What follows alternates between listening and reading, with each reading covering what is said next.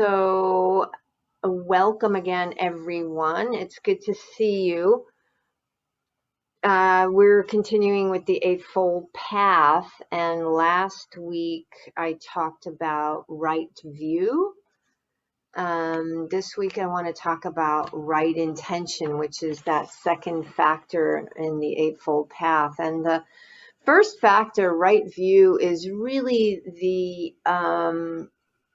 way to kind of blow up delusion. It's really this invitation to pay full attention to what's happening, to understand the nature of suffering and the end of suffering. So included in right view is the teaching of the Four Noble Truths, and also inside of that is the teaching of the three characteristics. So really the invitation is to understand that there is pain, there is suffering in this world, there is dissatisfaction, and that the root of our major suffering, not the pain of being a human being, but the dissatisfaction we feel so often, the root of that is our wanting things to be pleasant all the time, our craving for sensual pleasure, whether it's, relationship sensual pleasure, or pleasant thoughts or ideas or sounds or smells or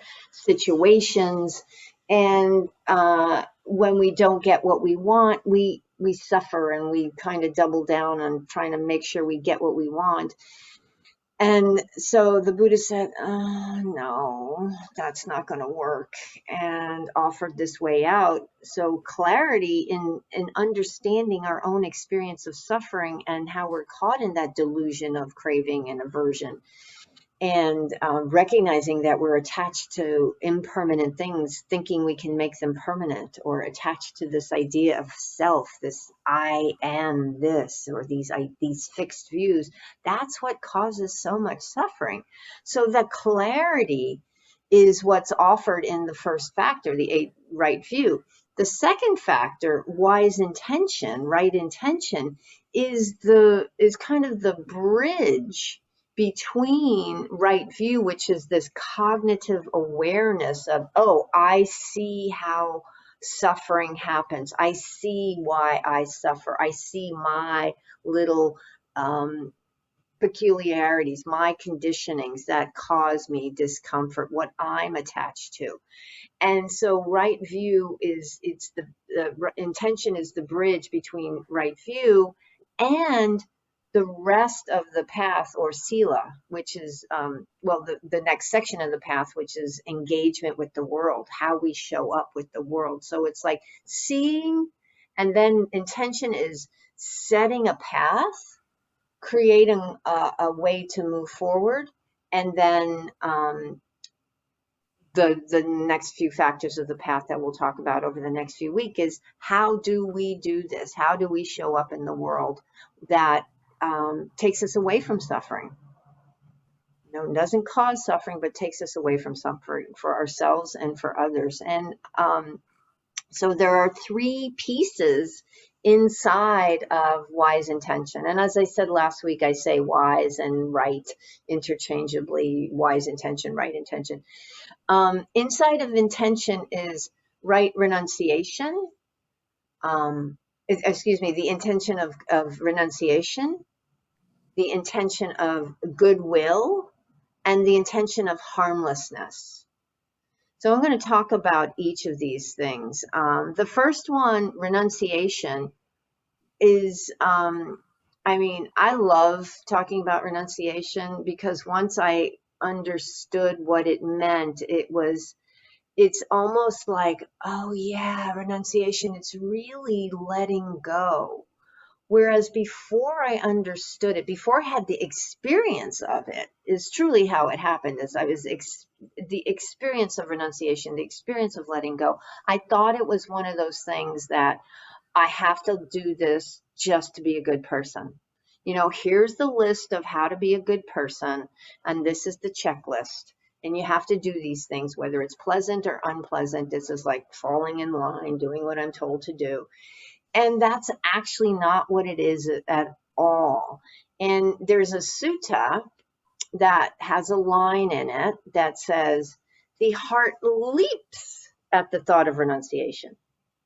That's probably not what happened when you heard me say renunciation. I don't think your heart leapt, unless it leapt to run away, but it didn't leap for joy at the thought of renunciation. And so what renunciation is recognizing how we get caught up in craving. Recognizing the craving in the wanting something, in the desire. There's a desire. Desire isn't bad in Buddhist teaching. It's not like, I desire to live in a way that doesn't cause suffering. I desire to have pizza for dinner or something like that. I desire to be kind. I desire to learn what renunciation is and put it into practice in my life. That's desire. It's when it inches over into craving and there's some kind of attachment to outcome or expectation, which is when it causes that suffering, causes us to be stuck. And so what renunciation is recognizing when we're caught up in an idea, a thought, even if it's great and wonderful and terrific, watching that stickiness, watching, how we're caught, like Velcro, you just get stuck in that and pulling it apart. That's what happens when we're stuck in this. And renunciation is about seeing that stickiness is the suffering, is the discomfort, is the stress, is the dissatisfaction, is the wanting things to be different from the way they are. And the invitation in this teaching is to make an effort to let go. Make an effort to let go. See what leads to suffering and let it go. It's this, it's even, I was talking about being a good person and thinking of this as a checklist of, if I do all these things, then I will be a good person. And then one day finding that maybe you didn't do one of the good things and coming at yourself with some judgment. Like I talked a couple of weeks ago, I think last week, about having that envy over these folks who got to do this trip across the country and I didn't get to participate. And it would be so easy for me to go into this place, which I have in the past, go into this place of, you're feeling jealousy. You're not supposed to feel jealousy. And then getting caught up in the idea of Mary should be better than this fixed idea of who I am. We get habituated and stuck in these ideas. And so just to recognize that there was the discomfort of not going, and then the judgment about, Mary should be more perfect than she is. And she's not. That's not a checkbox she could check. And instead, letting go of that idea of perfection, which causes so much suffering, or this idea that I can't fall down, or this idea that emotions don't arise as a reactivity, as a reaction to something. It's what we do with those emotions. It's what we do with those feelings, which is where the wisdom comes in. Instead of judging and scolding and causing more discomfort, it's just like, oh, look at this. And how do we hold that and let go of the idea of, I should never feel this?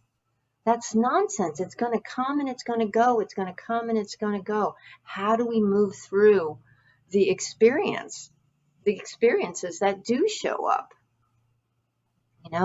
and recognize what leads to that discomfort, what leads to that suffering. It's really challenging. Bhikkhu Bodhi, who wrote the great book, The Noble Eightfold Path, talks about this. And I'm going to read a piece that he wrote because he says it so eloquently when we get caught up in this and the importance of renunciation, letting go. At the moment desire springs up, it creates in us a sense of lack. And desire is in craving. At the moment it springs up in us, it creates a sense of lack, the pain of want. To end this pain, we struggle to fulfill the desire. If our efforts fail, we experience frustration, disappointment, sometimes despair. But even the pleasure of success is not unqualified. We worry that we might lose the ground we have gained. We feel driven to secure our position, to safeguard our territory, to gain more, to rise higher, to establish tighter controls. The demands of desire seem endless, and each desire demands the eternal. It wants the things we get to last forever.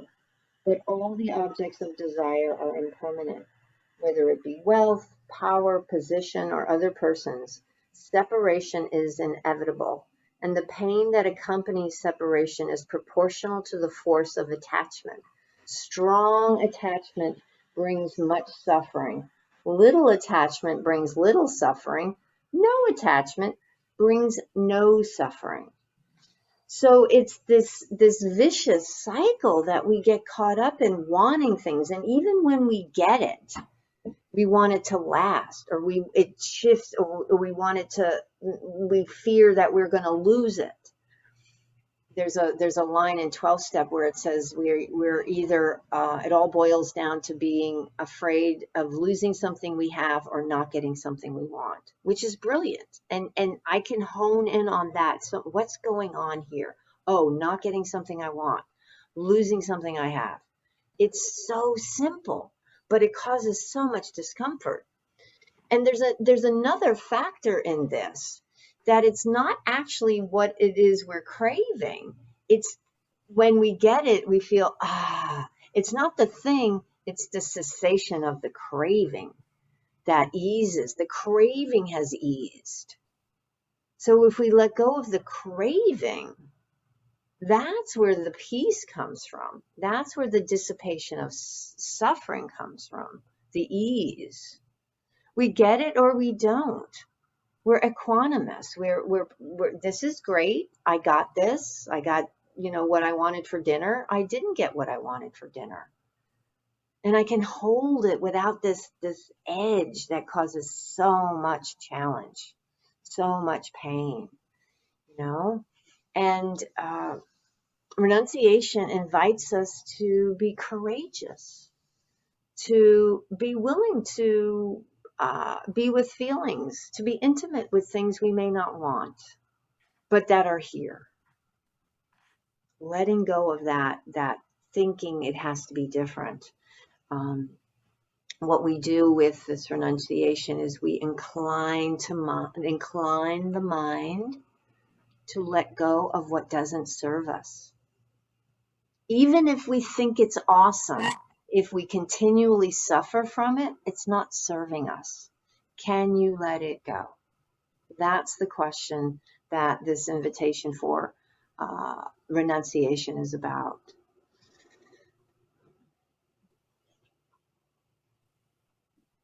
So the next piece in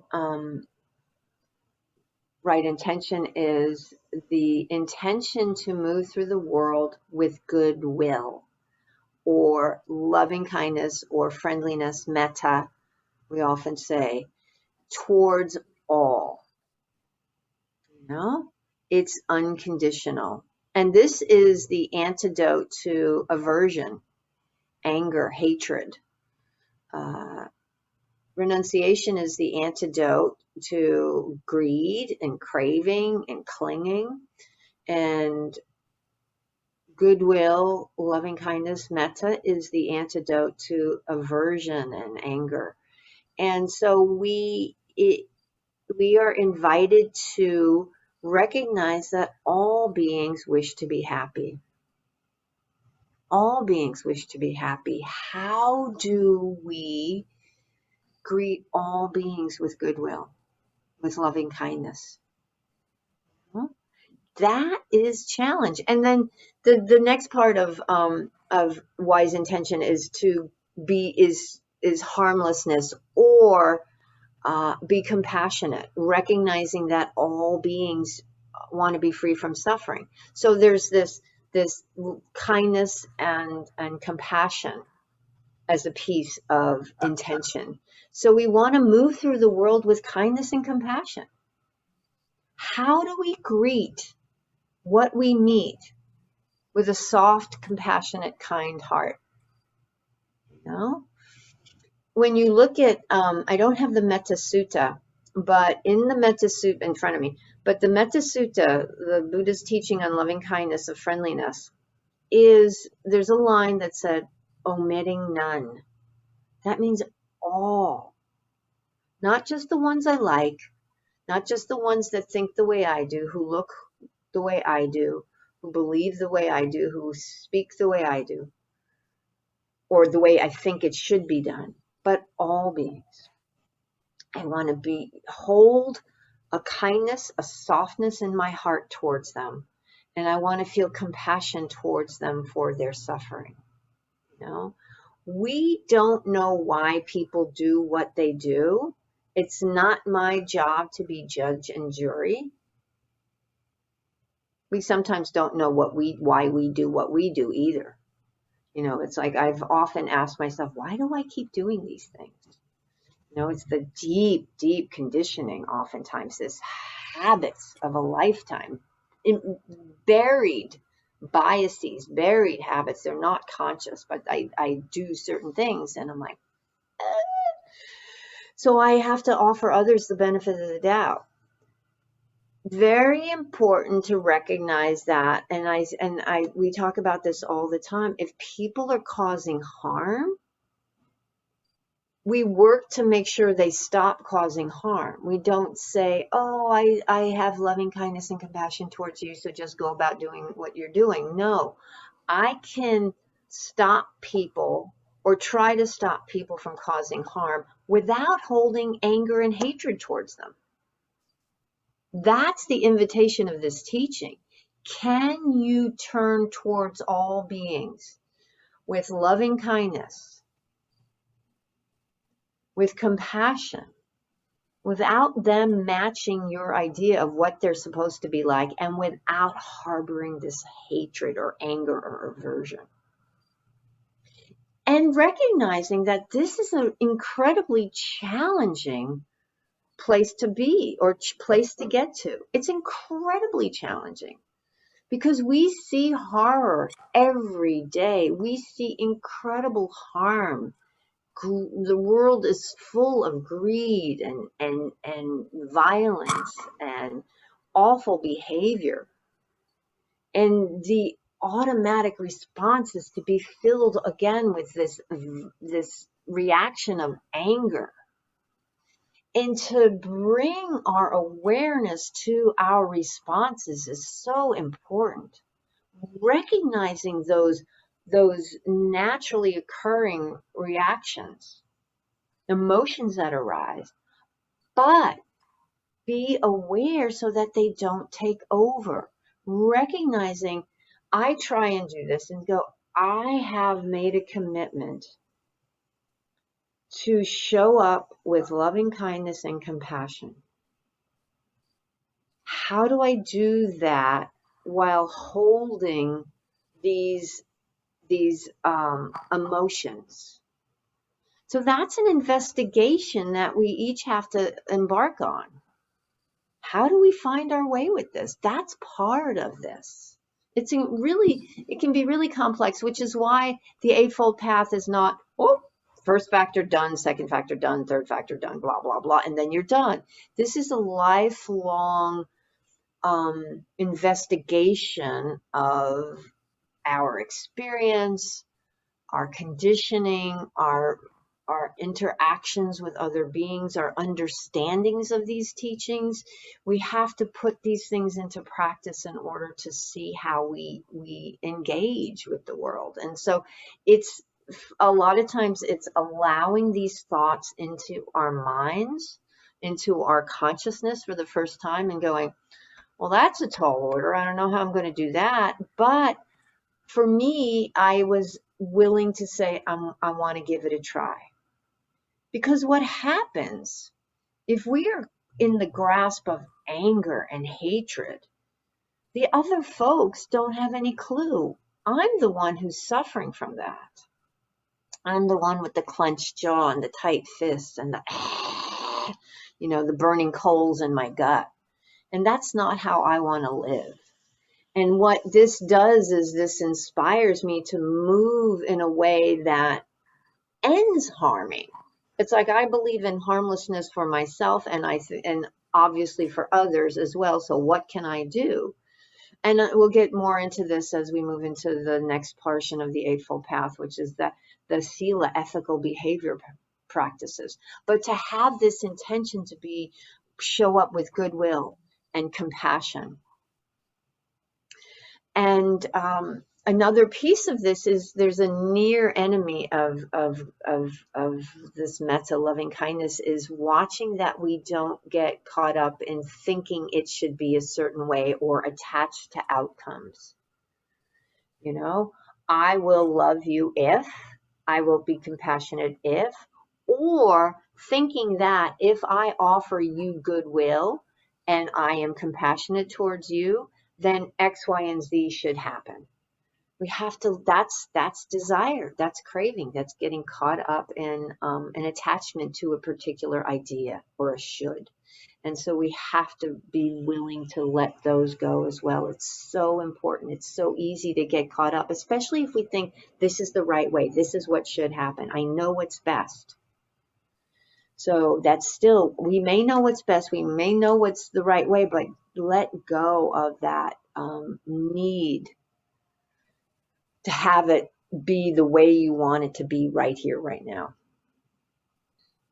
And then I always like to throw in the idea that loving kindness metta practice is not magic pixie dust. Along those same lines, it's not something we throw at people and their lives automatically get better, or they automatically are filled with compassion. It's really a practice about ourselves, how we take ourselves away from suffering, with the recognition that as we practice for the benefit of ourselves, it benefits others. If I can show up with kindness and compassion, that's going to have a beneficial impact on folks I meet. I know I've said this before, but I started practicing this years ago, and I think it was Atlanta Airport, because I get very judgy when I'm in a place with a lot of people, and I just sit there and I watch them and I look how they're dressed and I look what they're wearing or whatever, and I make all kinds of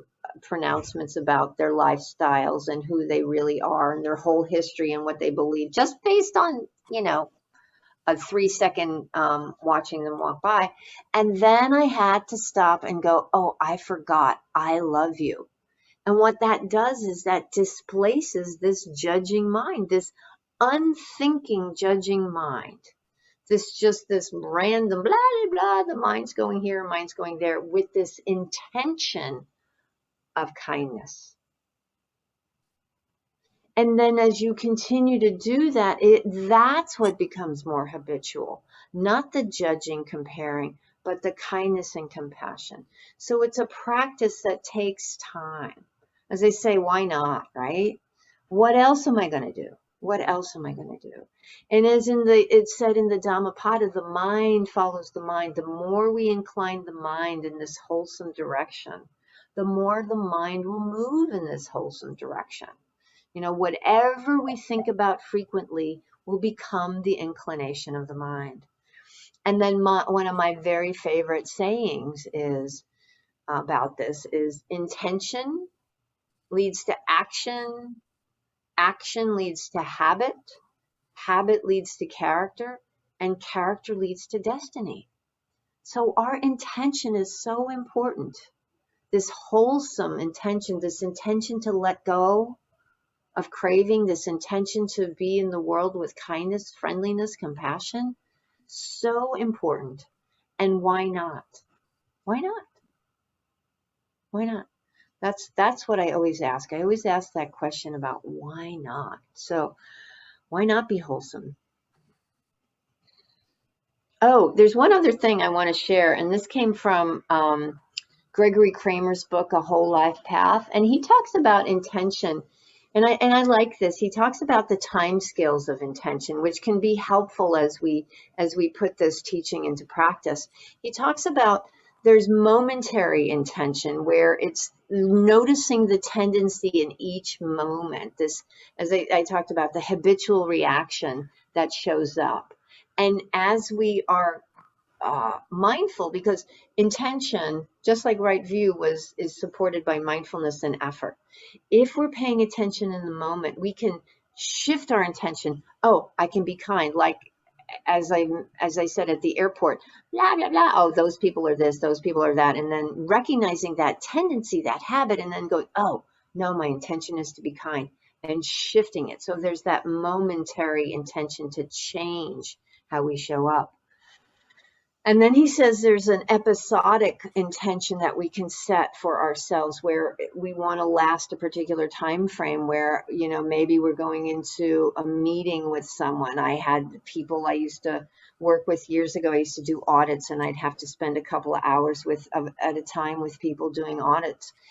And there were people I wasn't crazy about. And I remember one time driving out to this, driving a couple of hours to meet this one person who I just thought was creepy. And I was all about, he's so creepy, blah, blah, blah, blah, blah, blah, blah. And then recognizing it's like, can I be nice for 2 hours? Can I not be sarcastic? Can I not be nasty? Can I just be nice for 2 hours and then be done and get in my car and leave? So I didn't know anything about right intention then, but it helped me make it through that episode. And I came out the other side not feeling crappy because I had been rude or blah, blah, or we didn't get into it or whatever. And it's like, there's a beneficial aspect to doing this. Sometimes that's visceral almost immediately.